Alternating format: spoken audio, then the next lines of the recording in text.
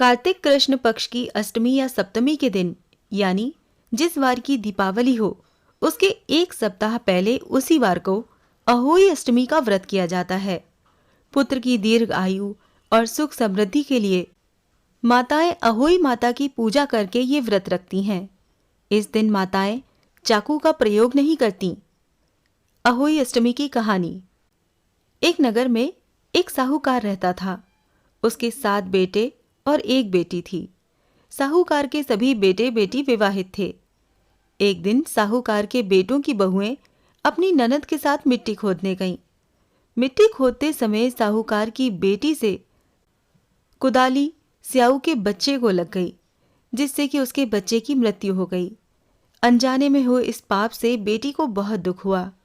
स्याऊ को जब पता चला कि इसने मेरे बच्चे को मार डाला है, तो उसने ननद की कोख बांधनी चाही।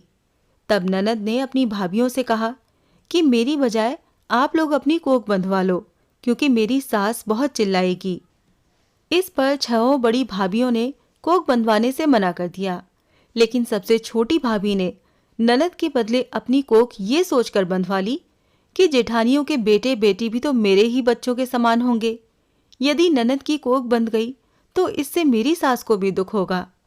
समय बीतता गया और छोटी बहू के जन्म में 7 बेटे एक के बाद एक मरते चले गए। इससे दुखी होकर छोटी बहू ने कई पंडितों को बुलाकर स्याऊ के शाप से मुक्ति पाने के उपाय पूछे। इस पर पंडितों ने बताया कि तुम गौ माता की पूजा करो, वो स्याऊ माता की बहन है। वो कहेंगी तो स्याऊ माता तुम्हारी कोख खोल देंगी। तब छोटी बहू प्रतिदिन गौ की सेवा करने लगी।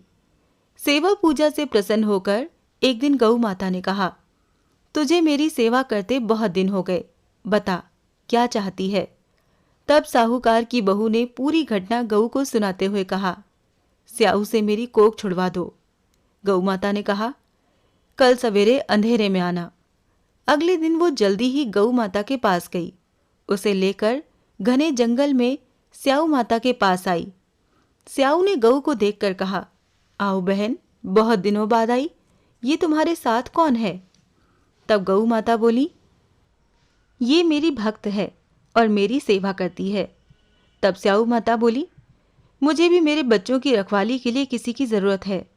इस पर छोटी बहू ने स्याऊ के बच्चों की रखवाली करने की बात स्वीकार कर ली और वो वहीं रहने लगी। बहू उन सब की बहुत सेवा करती। ये देखकर एक दिन स्याऊ बोली, तुम इतनी उदास क्यों रहती हो।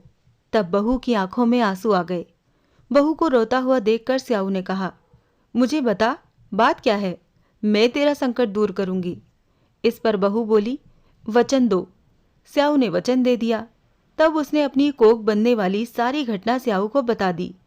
तब स्याऊ ने कहा, तूने मुझे ठग लिया है, लेकिन कोई बात नहीं, मैं तेरी कोख को खोलती हूँ। आज से तेरी कोई भी संतान नहीं मरेगी। इसके बाद स्याऊ ने बहुत सारा धन देकर बहू को वहां से विदा किया। बहू ने घर आकर देखा तो उसके मरे हुए 7 बेटे जीवित मिले। उस दिन अहोई का व्रत था। सभी ने साथ साथ अहोई का व्रत रखा, कथा कही और पूजा की। जैसे अहोई माता ने छोटी बहू की सुनी, ऐसे ही हम सब की सुनना।